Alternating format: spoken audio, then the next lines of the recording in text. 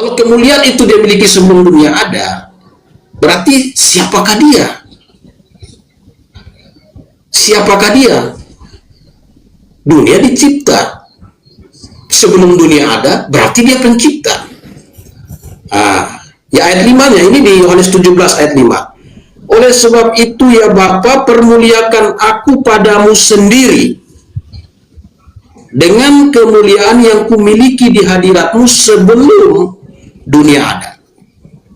Ya, jadi harus mengenal Yesus dengan benar. Nah, kalau kita mengenal Yesus itu, titik awalnya dimulai dari kelahiran dia, dari seorang perawan. Ya, kelahiran dia dari titik awalnya di situ, atau titik awalnya mulai dia dikandung oleh Roh Kudus, titik awal hadirnya Yesus di situ, berarti itu salah mengenal. Salah mengenal. Nah, karena Yesus memperkenalkan diri bahwa dia kemuliaannya sudah ada sebelum dunia ada. Berarti keberadaannya, eksistensinya sudah ada sebelum dia dikandung dari rahim Maria. Nah, ini mengenal Yesus. Ya, aku telah menyatakan namamu kepada semua orang.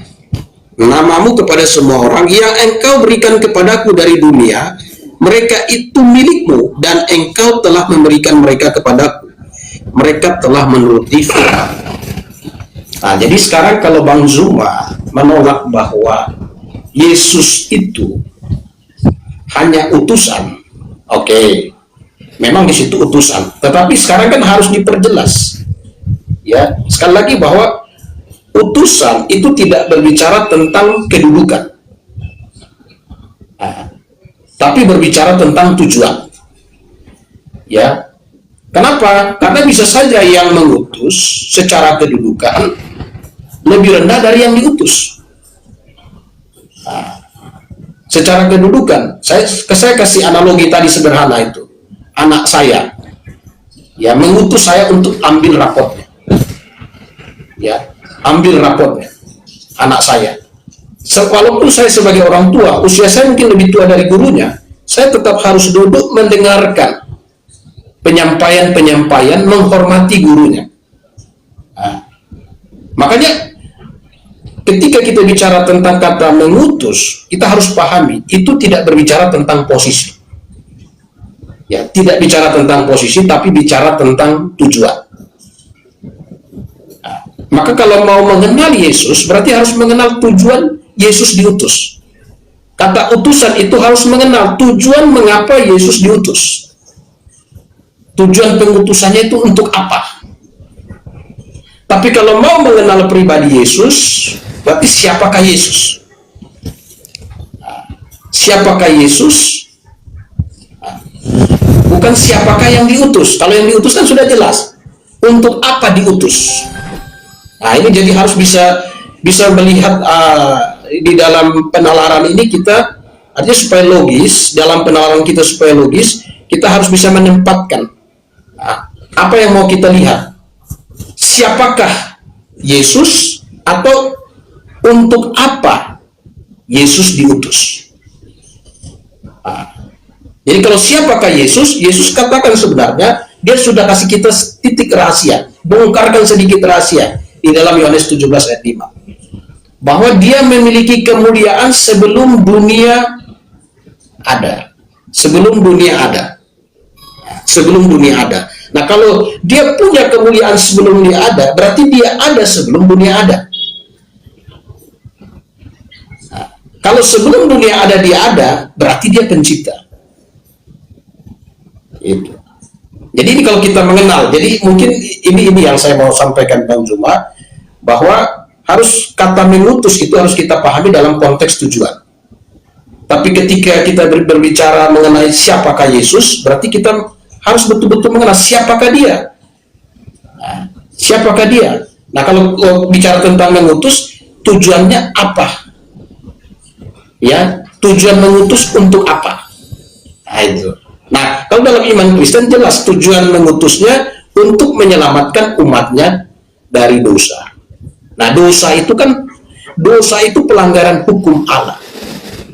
Nah, jadi dosa itu pelanggaran hukum Allah, maka Allah sendiri menyampaikan di dalam Kejadian bahwa upah dosa adalah kematian. maka Kristus harus mati untuk menggantikan posisi kematian manusia. Kristus adalah korban yang tak bercacat. Mengapa? Yesus tidak berdosa, ya, dia kudus dan benar. Karena dia kudus dan benar, walaupun dia telah menggantikan posisi penghukuman mati manusia, neraka tidak bisa menerima dia. Karena neraka itu tempat orang berdosa. Sedangkan Yesus adalah orang kudus dan orang benar. Maka tempatnya Yesus ada di sorga. Dan itulah jalannya. Mengapa kami percaya Yesus lewat kematian Yesus? Ya, Yesus telah dijatuhi hukuman mati. Sebenarnya kami yang harus dihukum mati. Harusnya kami dihukum mati karena dosa kami, tapi Yesus gantikan posisi kami. Sehingga kami yang harusnya dihukum karena dosa mendapat pengampunan dosa. Kami dapat pengampunan dosa, kami ada di dalam Yesus. Karena kami ada di dalam Yesus, maka ketika kami mati, neraka tidak bisa menerima kami. Tempat kami ada di sorga. Itu mungkin itu penjelasan mengenai mengutus. Kalau mengenai siapakah Yesus, sebenarnya di Yohanes 17 ayat 5, Yesus telah mengungkapkan siapakah dia. Baik, mungkin begitu dulu Bang Zuma. Silakan. Oke, baik.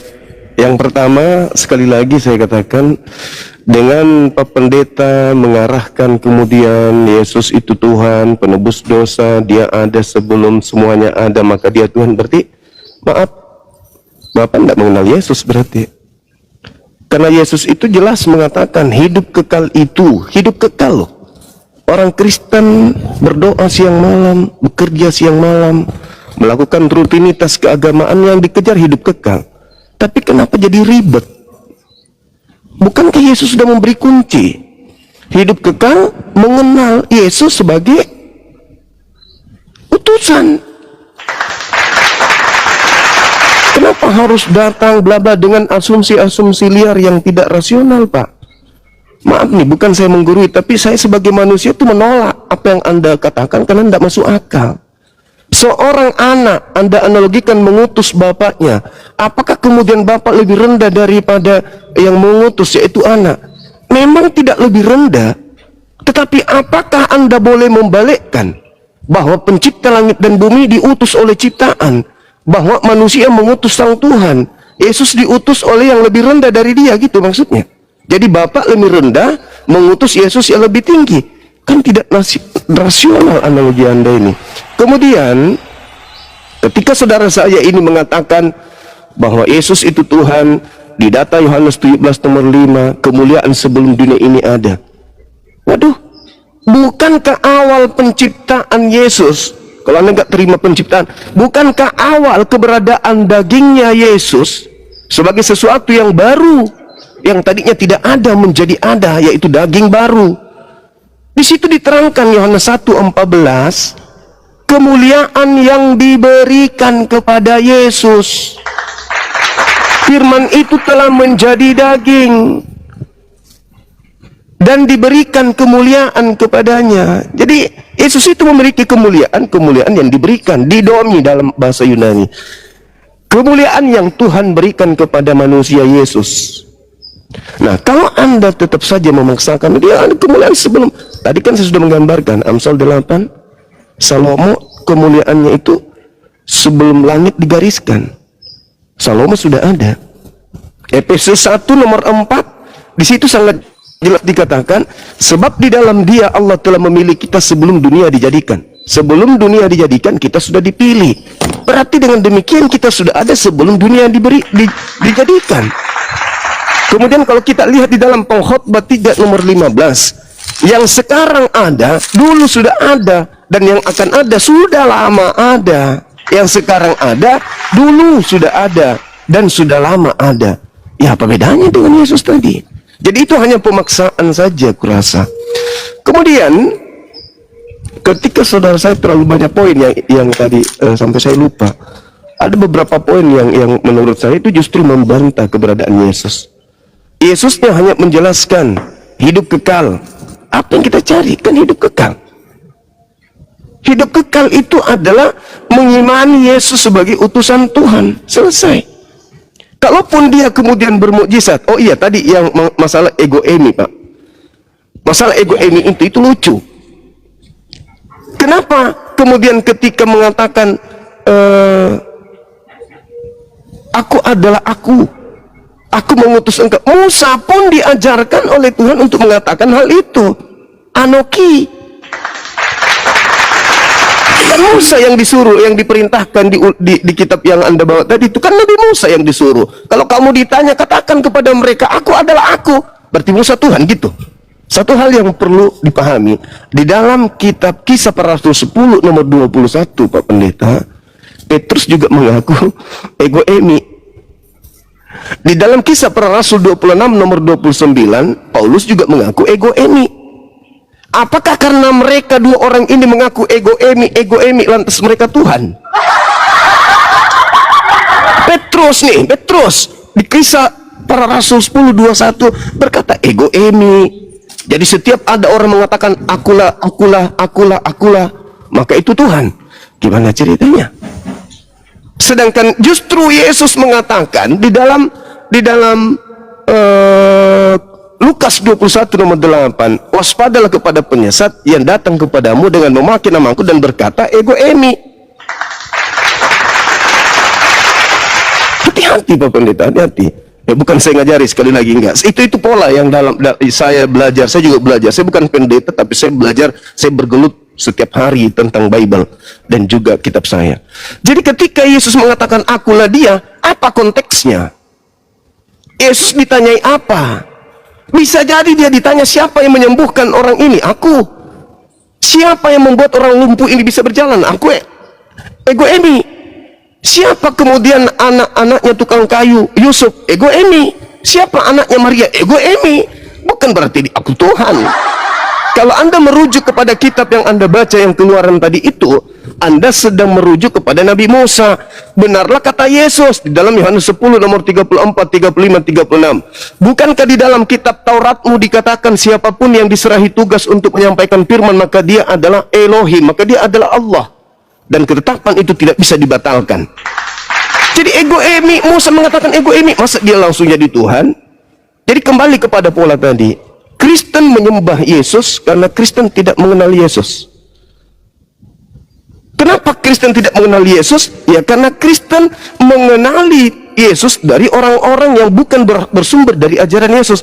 Kalau ajaran Yesusnya Pak, kita lihat dalam Yohanes 17 nomor 8. Segala firman yang engkau berikan kepadaku telah aku sampaikan kepada muridku Bani Israel. Mereka telah menerimanya dan mereka percaya bahwa engkaulah yang telah mengutus aku. Jadi murid-murid Yesus yang asli mengenal Yesus sebagai utusan Bapa. Yohanes 5 nomor 36, ada kesaksianku. Nah ini Yesus sudah angkat kesaksian nih. Ada kesaksianku yang lebih penting dari kesaksian seorang pendeta SWAT. Bahwa semua pekerjaan yang aku lakukan, mukjizat-mukjizat yang aku kerjakan, pekerjaan ini yang aku lakukan sekarang, dan pekerjaan itu yang bersaksi bahwa engkaulah yang telah mengutus aku. Jadi kesimpulannya menurut Yesus Pak, pekerjaan Yesus itu mukjizat-mukjizatnya bersaksi mukjizat itu kalau Yesus adalah utusan, rasul. Ucapan-ucapan Yesus seperti yang Anda katakan tadi, aku ada sebelum Abraham ada. Ucapan-ucapan itu sudah Yesus sampaikan kepada muridnya. Muridnya sudah menerimanya. Apa intinya? Mereka percaya bahwa engkau yang telah mengutus aku, rasul.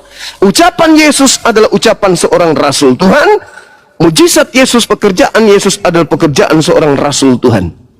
Kalau Anda menyembahnya, Anda tidak mengenalnya. Makanya, maaf nih Pak, 30 detik terakhir. Makanya di dalam Matius 7, 21, 22, 23 orang Kristen diusir. Kenapa? Karena orang Kristen menuhankannya. Pada hari terakhir nanti banyak orang memanggil aku Tuhan, Tuhan. Bukankah kami bernubuat? Bukankah kami bermukjizat? Bukankah kami mengusir setan pakai namamu? Kata Yesus pada hari terakhir, pada saat itulah aku Yesus akan berterus terang kepada mereka. Enyahlah daripadaku, aku tidak mengenal kalian. Kalian semua adalah pembuat kejahatan. Kenapa Kristen dianggap pembuat kejahatan Pak? Karena Kristen tidak mengenal Yesus.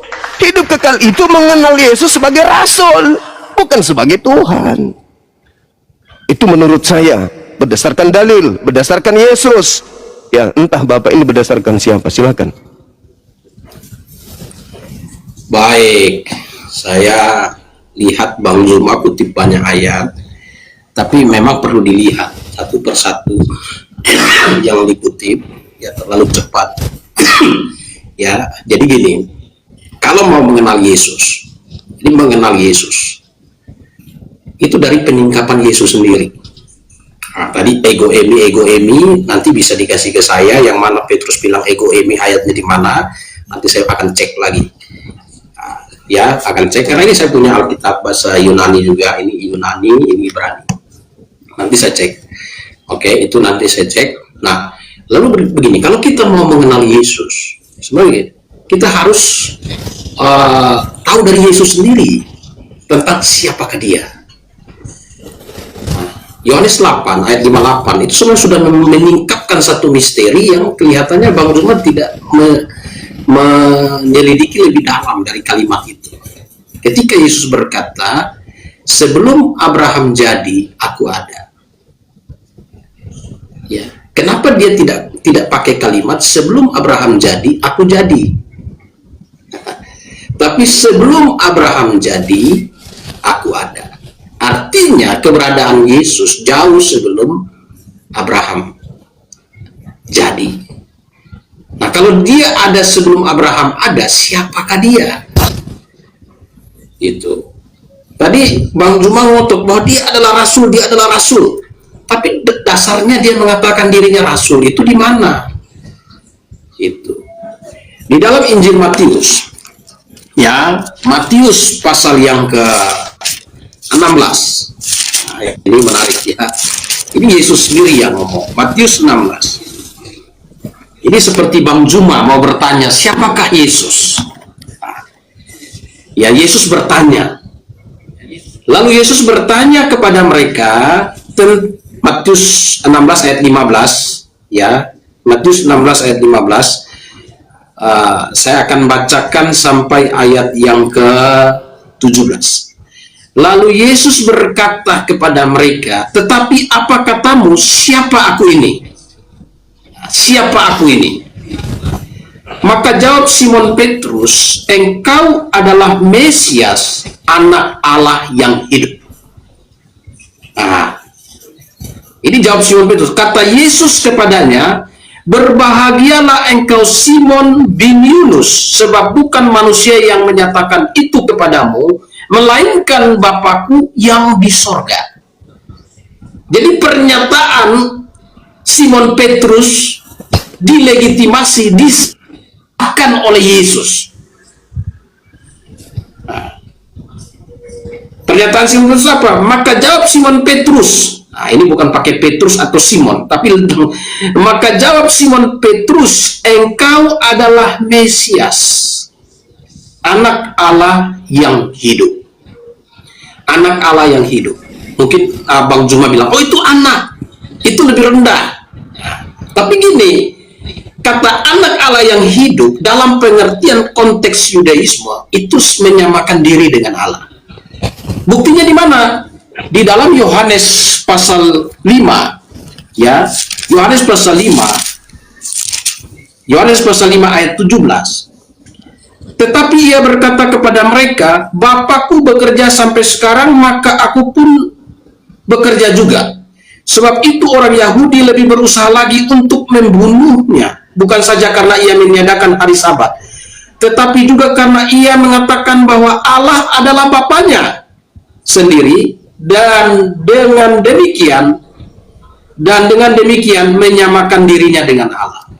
Jadi anak Allah itu sama dengan Allah. Jadi kalau Bang Zuma masih cari dengan etimologi, dengan narasi-narasi yang Bang Zuma buat, bahwa Yesus itu rasul, nabi, dan segala macam pemikiran, tapi Yesus menolak itu. Yesus menolak itu. Karena Yesus lebih tahu siapakah dia. Yesus mengakui bahwa dia adalah Mesias, anak Allah yang hidup. Jadi Bang Zuma telah salah mengenal Yesus. Yesusnya Bang Zuma itu beda dengan Yesus sendiri yang telah mengaku dirinya sebagai Mesias, anak Allah yang hidup. Tadi Bang Zuma bilang bahwa rasul-rasul rasul-rasul yang hidup itu menerima dia sebagai utusan. Tapi tidak ada datanya. Rasul Yohanes mengakui Yesus itu sebagai Allah. Dalam 1 Yohanes, siapa Rasul Yohanes? Dia saksi mata, saksi peristiwa. 1 Yohanes pasal 1. Ya, dalam 1 Yohanes pasal 1 ayat 1 sampai 3. Ini Yohanes kasih tahu siapa dia saksi mata. Apa yang telah ada sejak semula, apa yang telah kami dengar, telah kami lihat dengan mata kami, saksi mata. Ya, yang telah kami saksikan dan telah kami raba dengan tangan kami tentang firman hidup. Itulah yang kami tuliskan kepadamu. Hidup itu telah dinyatakan dan kami telah melihatnya. Dan sekarang kami bersaksi dan memberitahukan kepada kamu tentang hidup kekal yang ada bersama dengan Bapa dan yang telah dinyatakan kepada kami. Apa yang telah kami lihat, saksi mata, dan apa yang telah kami dengar, kami beritakan kepadamu juga supaya kamu pun beroleh persekutuan dengan kami, dan persekutuan itu kami adalah persekutuan dengan Bapa dan anaknya Yesus Kristus. Apa yang telah kami dengar langsung dari sumbernya. Yohanes dengarnya siapa? Siapa Yesus? Di dalam 1 Yohanes pasal 5 ayat 20. Ya. Dalam 1 Yohanes 5 ayat 20 Yohanes bilang, akan tetapi kita tahu bahwa anak Allah telah datang dan telah mengaruniakan pengertian kepada kita, supaya kita mengenal yang benar. Mengenal yang benar, dan kita ada di dalam yang benar, di dalam anaknya Yesus Kristus. Dia adalah Allah yang benar dan hidup yang kekal. Jelas saksi mata mengakui Yesus adalah Allah. Mengenal yang benar, berarti Bang Juma mengenalnya bukan mengenal yang benar, tapi mengenalnya yang tidak benar. Saya tidak tahu dari mana Bang Juma mengenal dengan narasi-narasi itu. Ya, walaupun kutip ayat Alkitab, tetapi pengenalannya itu salah. Karena yang mengenal yang benar itu mengenal Yesus adalah Mesias, anak Allah yang hidup. Saksi mata ini loh. Dan Yesus akui itu, Yesus tidak menolak. Bahkan Yesus mempertegas kepada Simon Petrus. Ya, Yesus pertegas kepada Simon Petrus, bukan engkau, tapi Bapa yang menyingkapkan. Ya, Bapa yang menyampaikan. Ya, saksinya Yesus Kristus, dan Yesus Kristus memberi kesaksian bahwa penyingkapan Simon Petrus itu bukan berasal dari dirinya, tetapi dari Bapa. Kata Yesus kepadanya, berbahagialah engkau Simon bin Yunus, sebab bukan manusia yang menyatakan itu kepadamu, melainkan Bapa-Ku yang di sorga. Jelas. Ya, kesaksian itu, pengakuan bahwa siapakah Yesus dijelaskan oleh Simon Petrus, dan Yesus sendiri menjadi saksi bahwa penyampaian Simon itu bukan berasal dari manusia, tapi dari Bapa di sorga. Jadi kalau Bang Juma menolak bahwa Yesus itu adalah Allah dan Tuhan, harus bisa menampilkan siapa saksi mata yang Bang Juma miliki. Ini saksi mata ini. Kalau tadi Bang Juma bilang ini rasul-rasul segala macam, tapi rasul-rasul tidak sejalan dengan pengakuan Bang Juma. Bertentangan. Rasul-rasul justru mengaku Yesus adalah Allah. Itu hal pertama. Ya, jadi ayat-ayat yang tadi Bang Juma sampaikan itu, ya nanti saya koreksi. Ya, satu hal yang positif, ya Bang Juma ini ternyata banyak hafal ayat. Nah, itu bagus bagi saya, itu positif. Dan itu juga menjadi motivasi dan dorongan bagi seluruh orang Kristen, bahwa orang-orang Kristen tidak boleh tidak membaca Alkitab dan tidak boleh tidak mempelajari Alkitab. Karena Bang Juma yang non-Kristen saja, wah lumayan hebat lah ya, di dalam memahami ayat-ayat Alkitab. Hanya sayangnya perlu diluruskan sampai jadi ada titik terangnya. Jadi itu Bang Juma ya. Jadi mengenai siapakah Yesus, itu kita tanya langsung kepada Yesus. Silakan Bang Juma. Oke, baik. Lagi-lagi saya katakan pada kesimpulan dari sesi ketiga narasi Pak Pendeta ini, Bapak belum mengenal Yesus. Sangat disayangkan. Ketika Yesus berkata, menurutmu siapakah aku ini? Bang Juma, saya izin dulu, saya ambil ini casan untuk cas HP saya. Izin sebentar, 1 menit. Boleh. Boleh.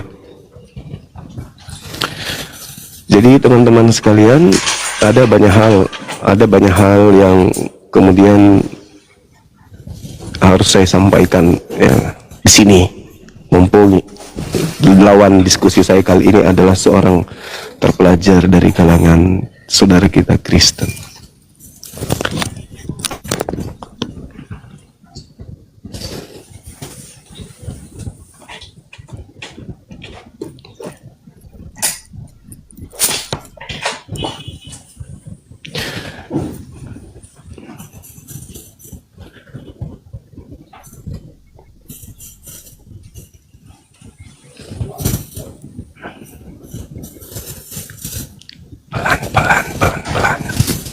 Pelan-pelan, lihat aja endingnya nanti.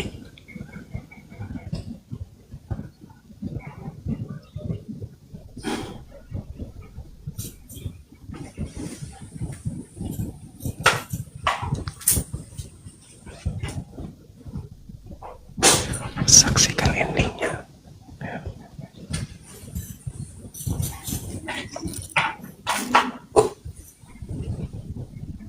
Ya, oke. Oke, Bang Juma. Ya. Baik, saya lanjut Bang. Saya katakan bahwa dari 3 sesi Pak Pendeta saya ini tidak mengenal Yesus. Ketika ditanya, siapakah aku ini? Engkau adalah Mesias. Itu sudah menjawab itu Bang. Berarti dia bukan Tuhan. Karena dia Mesias. Mesias itu bukan Tuhan.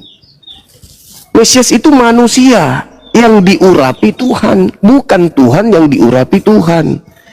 Dengan saudara saya membawa data itu kembali hidup kekal itu mengenal Yesus sebagai utusan Tuhan. Dia Mesias, ya utusan Tuhan. Mesias itu manusia yang diurapi Tuhan.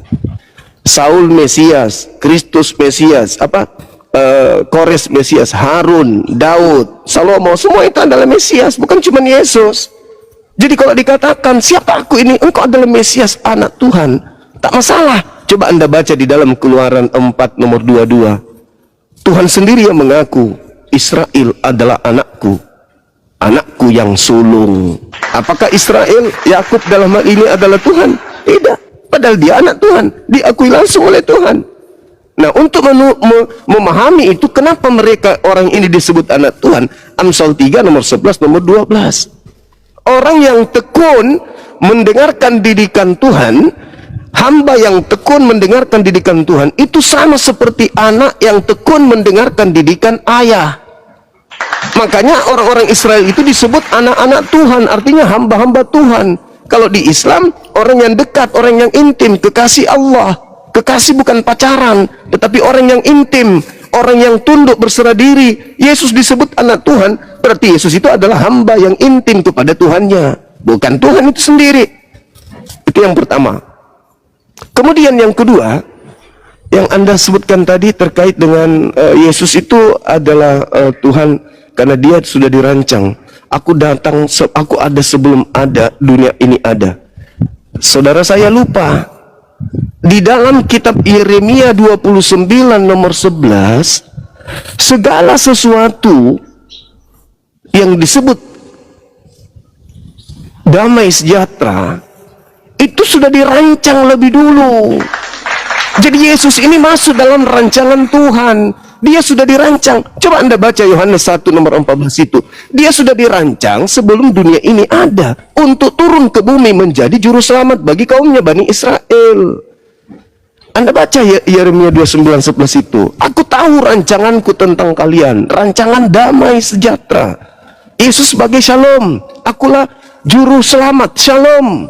Dirancang Yesus itu untuk datang ke bumi. Makanya Yesus berdoa. Data yang saudara sajikan itu adalah data doa Yesus. Permuliakanlah aku sebagaimana kemuliaan yang kumiliki di kehadiratmu sebelum dunia ada. Sebelum dunia ada, kemuliaan itu sudah ada pada Tuhan. Kemuliaan yang ada pada Tuhan itu sudah disiapkan untuk Yesus. Bukan Yesus itu Tuhan. Kenapa saudara saya ini tidak menyentuh Salomo di Amsal 8? Sebelum langit digariskan, Salomo sudah ada di situ. Aku ada sebelum garis bumi ini digariskan, sebelum langit digariskan, sebelum samudra diciptakan. Kata Salomo, aku ada. Apa itu maksudnya? Hikmat tentang orang-orang benar itu sudah ada. Begitu juga orang jahat sudah dirancang oleh Tuhan sebelum dunia ada. Nah, kemudian saudara, ketika berbicara mengenai Yesus adalah Tuhan menurut perspektif saudara saya pendeta, ini ada pengajaran Yesus yang menarik. Di dalam Yohanes 7 nomor 28. Apa kata Yesus? Kamu memang mengenal aku, tapi kamu tidak mengenal Dia yang mengutus aku. Kamu memang mengenal aku, tapi kau tidak mengenal Dia yang mengutus aku. Berarti aku dan Dia beda. Kamu mengenal aku, tapi kau tidak mengenal Dia. Itu kata Yesus. Itu kata Yesus. Makanya lagi-lagi kembali, hidup kekal itu cukup mengenal Yesus sebagai Rasul, titik. Mengenal Yesus sebagai Rasul, mengenal Tuhannya Yesus sebagai satu-satunya Tuhan, tak ada yang lain, maka kata Yesus, engkau memperoleh hidup yang kekal. Nah, saya ingin singkatkan pertanyaan saya, Pak Pendeta, karena kami seorang Muslim, kami percaya Yesus itu adalah Rasul utusan Tuhan. Kami percaya kalau di iman kami adalah Nabi Isa yang datang di tengah Bani Israel, mengajarkan kemudian Bani Israel kembali kepada Tuhan.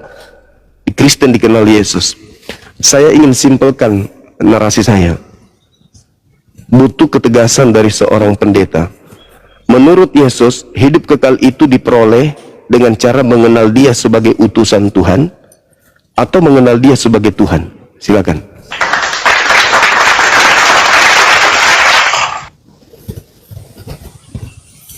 Baik. Jadi pertama ya Bang Zuma ya. Jadi mengutip Matius 16 mengenai Mesias. Ya. Mesias tidak cukup berhenti sampai di kata Mesias. Nah, Matius 16 ayat 16.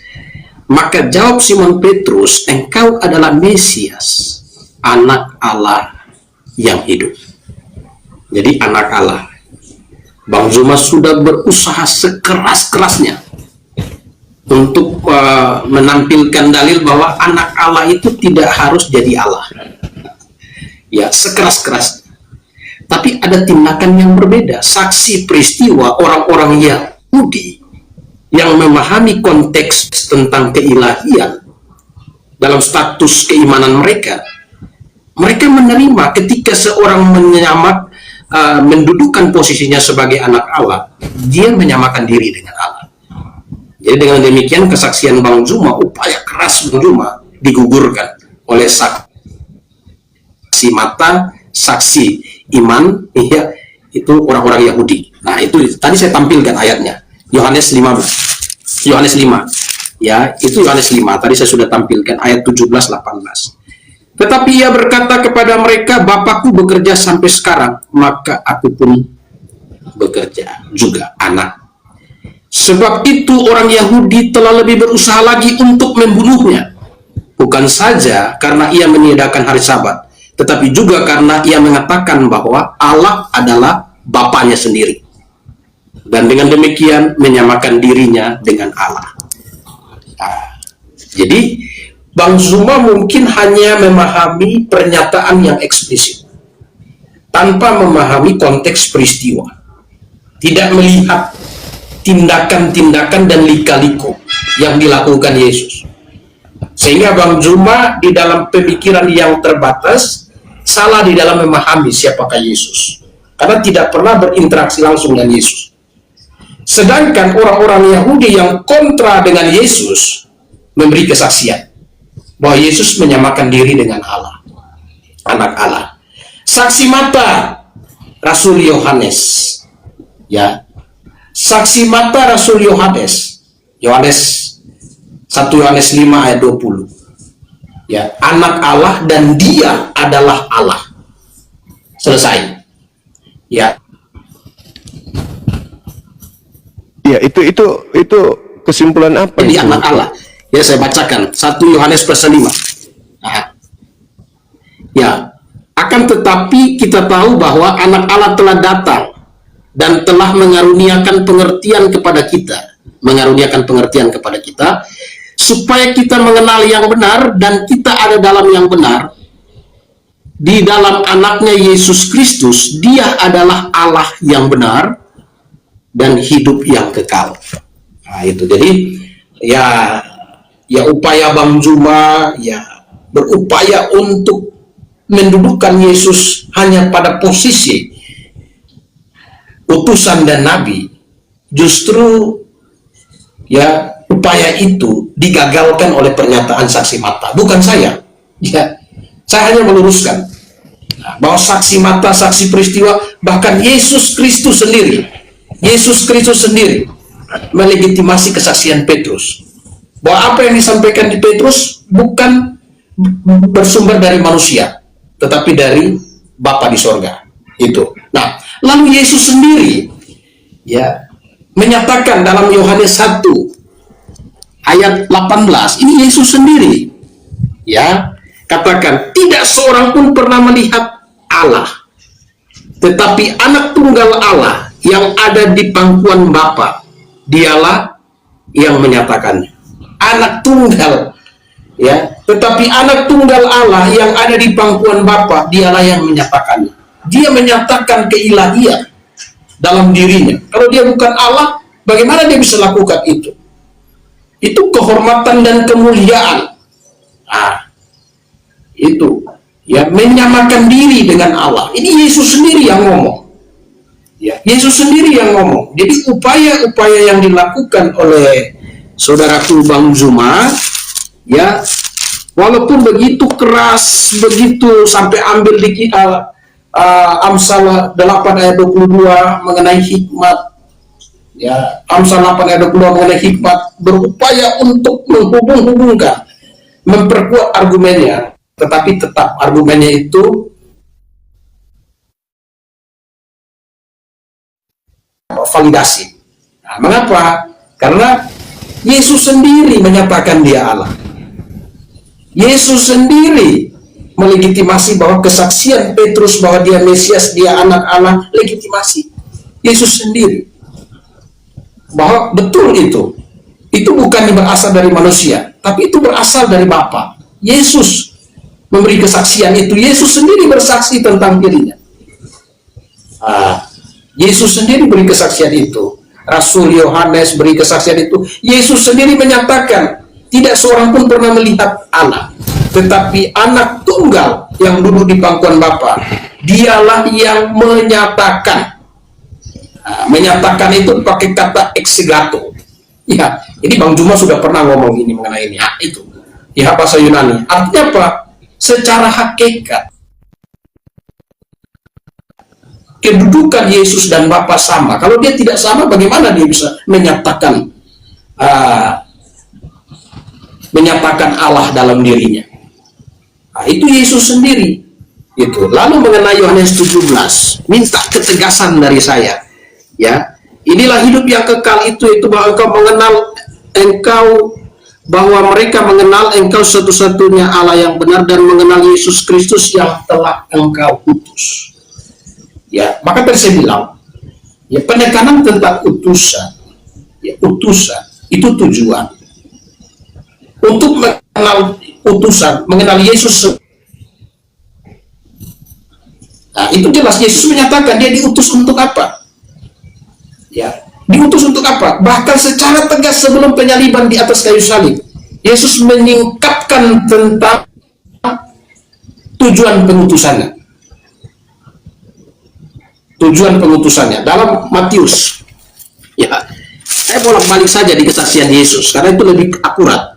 Matius pasal 16, ya ayat 21 sampai 23. Sejak waktu itu Yesus mulai lagi menyatakan kepada murid-muridnya bahwa ia harus pergi ke Yerusalem dan menanggung banyak penderitaan dari pihak tua-tua, imam-imam kepala, dan ahli-ahli Taurat, lalu dibunuh, dibangkitkan pada hari ketiga. Tetapi Petrus menarik Yesus ke samping dan menegur dia, katanya, Tuhan, kiranya Allah menjauhkan hal itu, sekali-kali tak akan menimpa engkau. Petrus menolak rencana penyaliban. Maka Yesus berpaling dan berkata kepada Petrus, enyahlah iblis, engkau suatu batu sandungan bagiku. Sebab engkau bukan memikirkan apa yang dipikirkan Allah, melainkan yang dipikirkan manusia. Petrus bertanya, manusia pada umumnya, kalau Allah itu tidak boleh mati, tidak boleh. Kalau Tuhan itu tidak boleh. Itu pikiran manusia, analogi manusia. Kok Tuhan mati?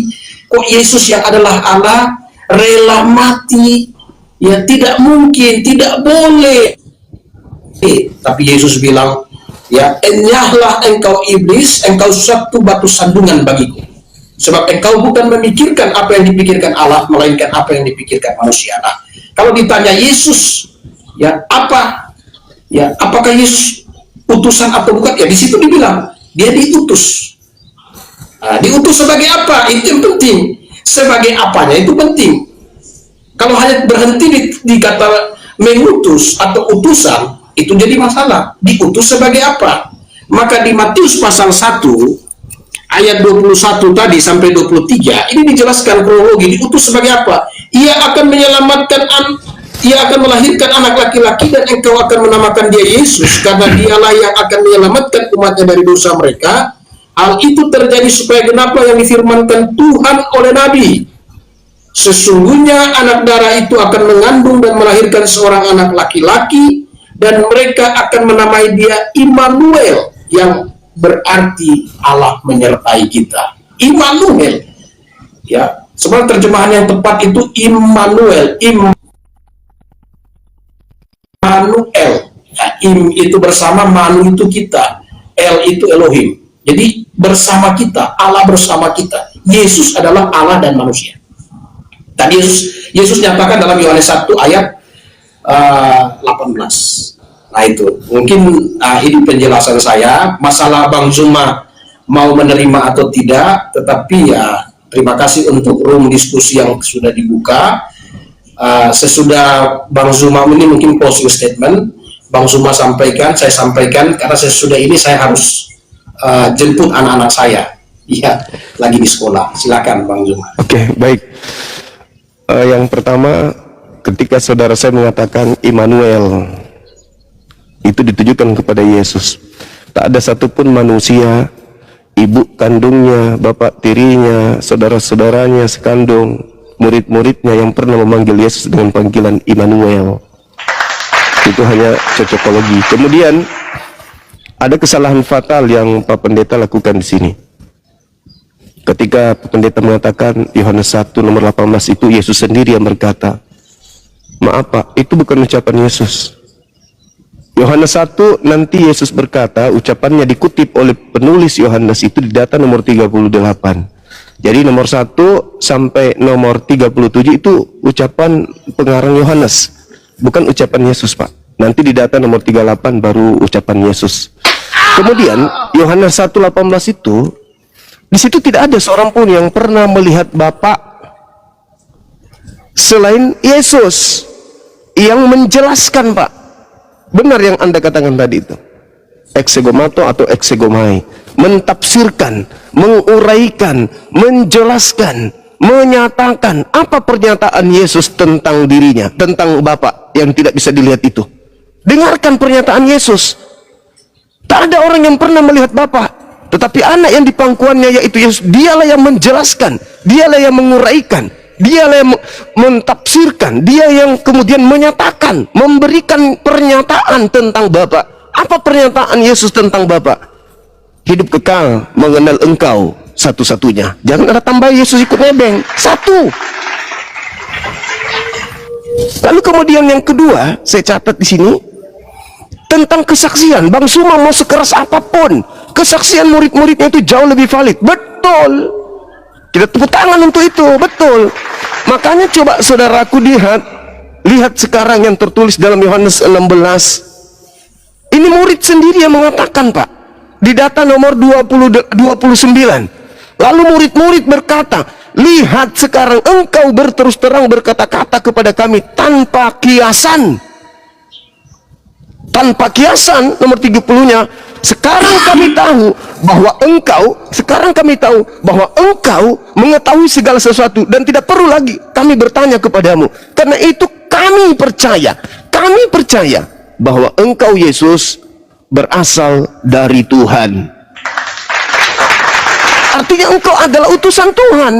Engkau diutus oleh Tuhan, engkau berasal dari Tuhan. Tidak seperti orang-orang Yahudi yang lain, imam kepala mahkamah agama, orang-orang Farisi. Tidak seperti mereka. Mereka menolakmu sebagai Mesias utusan Tuhan. Kami percaya, kata murid-murid, bahwa engkau berasal dari Tuhan. Segala sesuatu yang berasal dari Tuhan bukan Tuhan. Kita ini semua yang berasal dari Tuhan. Alam semesta ini berasal dari Tuhan. Tak ada yang tidak berasal dari Tuhan. Itu bang, itu yang kedua. Yang ketiga, pertanyaan saya Anda nggak sentuh. Hidup kekal menurut Yesus, mengenal dia sebagai Tuhan, atau mengenal dia sebagai utusan Tuhan. Kemudian Anda mengatakan, jangan lihat itu, jangan lihat mengenal. Mengenal artinya tujuan. Nah ini kalang kabut Kristen kalau Anda mengatakan bahwa Yesus datang. Lihat tujuannya. Apa tujuan Yesus datang? Tujuan Yesus apa? Tujuan Yesus datang satu, hanya untuk Bani Israel, bukan untuk Bani di luar Israel. Matius 15 nomor 24. Tujuan Yesus datang adalah mengajak Bani Israel kembali kepada hukum Tuhan. Lalu Kristen merubah pola itu. Tujuan Yesus datang untuk mati di salib. Itu tujuan iblis bang. Mari saya buktikan. Ini yang terakhir. Ini pernyataan saya terakhir. Di dalam kitab Roma 8 nomor 10, jikalau Kristus ada di dalam kamu, maka tubuh memang mati karena dosa. Jadi Kristen mati. Anda pernyataan tadi saya lupa catat, ada pernyataan saudara saya tadi yang saya ingat, bahwa dosa itu ke neraka. Berarti Kristen berdasarkan Roma 8 nomor 10, Kristen semuanya masuk neraka, Pak. Dosa tempatnya neraka. Pasti Anda setuju. Roma 8 nomor 10, jika Kristus ada di dalam kamu, maka tubuh memang mati. Tubuh memang mati karena dosa. Berarti tubuhnya Kristen hari ini mati karena dosa. Kristen mati karena dosa, berarti Kristen masuk ke neraka. Anda mengalihkan, Anda ingin menjual penyaliban. Oh bahaya Pak, bahaya penyaliban. Kalau Anda bahas dengan saya bahaya. Anda keteteran nanti. Cukuplah Roma 8 nomor 10 membuktikan bahwa tidak ada faedahnya Yesus mati di atas salib. Tidak ada fungsinya sama sekali. Kenapa? Karena orang Kristen ternyata mati karena dosa. Orang Kristen mati, selama ini Kristen mati itu bukan karena keselip biji nangka, mati kesandung batu, mati kena ini, bukan. Ternyata Kristen mati karena dosa. Roma 8 nomor 10. Itu bukan penafsiran, itu data tertulis. Tertulis di kitab saudara. Jika Kristus, ini Kristus nih, untung tidak ada Kristus dalam diri saya Pak. Kalau Kristus ada dalam diri saya, maka saya mati dalam dosa. Itu dalil. Jika Kristus ada di dalam kamu, maka tubuh memang mati. Tubuh memang mati karena dosa. Jadi Kristen mati karena dosa. Berarti di neraka. Seperti itu. Kalau Anda sudah tidak ingin lagi, silakan. Saya hargai Anda punya kegiatan yang lain. Yang pasti bahwa saya hanya membawa data. Menurut Yesus, hidup kekal itu cukup mengenal dia sebagai rasul utusan Tuhan. Jangan diembel-embeli lagi, dia adalah Tuhan tebus dosa dan bla bla bla bla bla. Karena Yesus mengatakan hidup kekal itu tidak begitu. Hidup kekal itu mengimani aku mati di salib. Hidup kekal itu mengimani aku nebus dosa. Tidak ada. Hidup kekal itu mengenal ginoski, mengenal aku sebagai utusan Tuhan. Titik. Terima kasih Pak Pendeta. Silakan. Saya dengarkan habis itu, kalau memang sudah mau ditutup saya turun. Ya, saya tidak ini. Yang pertama, saya jawab tentang Immanuel. Ya, Bang Zuma bilang tidak ada. Saudaraku Bang Zuma tidak katakan tidak ada yang memanggil dia Immanuel. Nah, yang menulis ini Matius. Matius ini salah satu rasul, saksi mata, saksi peristiwa. Tentu saya lebih percaya kesaksian Matius daripada kesaksian Bang Zuma. Jadi apa yang disaksikan oleh Matius itu adalah saksi mata. Jadi saksi mata memberikan kesaksian, mereka akan menamai dia Immanuel. Mengapa? Karena dia adalah Allah dan manusia. Nah, lalu Bang Zuma bilang di Yohanes pasal 1, ya, ayat 1 sampai 18 itu tulisan penulis, bukan ucapan Yesus. Penulis menulis berdasarkan ilham yang diberikan. Itu penulis, ya, ilham yang diberikan. Jadi kata menyatakan, menyamakan, itu menyatakan. Ya, bagaimana orang bisa melihat? Ini kata melihat, makanya dipakai kalimat pertama itu tidak seorang pun pernah melihat. Indra itu penglihatan, melihat berarti aksi, ya. Nah, itu aksi, bukan penafsiran. Jadi melihat itu lihat aksi. Jadi Yesus berkata, tidak seorang pun pernah melihat Allah, tetapi anak tunggal yang dulu di pangkuan Bapa, dialah yang menyatakannya. Jadi dari kalimat pertama itu aksi, melihat itu aksi.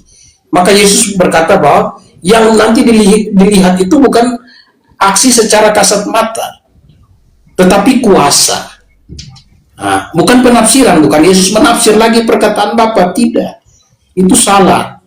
Itu pemahaman yang salah, yang perlu diperbaiki. Nah, lalu ini yang paling penting lagi, Roma pasal 8 ayat 10. Ya, tetapi jika Kristus ada di dalam kamu, maka tubuh memang mati karena dosa, tetapi roh adalah kehidupan oleh karena kebenaran. Memang tubuh kita akan mati, ya, mati karena dosa. Kenapa? Tubuh manusia diciptakan dari debu, akan kembali kepada debu. Sejak ada dosa, tanah terkutuk, ya, maka manusia yang mati dikuburkan, tubuhnya akan kembali menjadi debu tanah. Nah, tetapi ayat yang ke-11 dikatakan, dan jika roh Dia yang telah membangkitkan Yesus dari antara orang mati diam di dalam kamu, bahkan Ia yang telah membangkitkan Kristus Yesus dari antara orang mati akan menghidupkan juga tubuhmu yang fana itu oleh rohnya yang diam di dalam kamu. Jadi sama seperti Yesus, mati dan hidup. Dan orang Kristen akan mati secara tubuh, ya, bukan jiwa, di situ tubuh. Tubuhnya mati tapi akan hidup dalam hidup yang kekal. Bahkan dalam 1 Korintus 15 itu akan diberi tubuh kemuliaan. Nah, tubuh kemuliaan. Jadi, nah, dari sinilah ya kita bisa lihat, nah, pemaparan.